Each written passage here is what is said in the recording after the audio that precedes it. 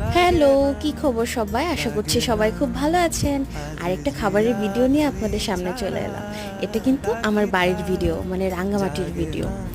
সুন্দর দেখছেন, একদম ধবধবে সাদা ভাত। আর সাথে ছিল শাক, এটা হচ্ছে পুঁই শাক। আর সাথে ছিল এটা সজনে শাক। আজকে সবই শাকের আইটেম। আর হচ্ছে এটা টক শাক, মানে আমার সব প্রিয় প্রিয় শাকগুলোই মা রান্না করছে, কারণ অনেকদিন পরে বাড়ি গিয়েছি।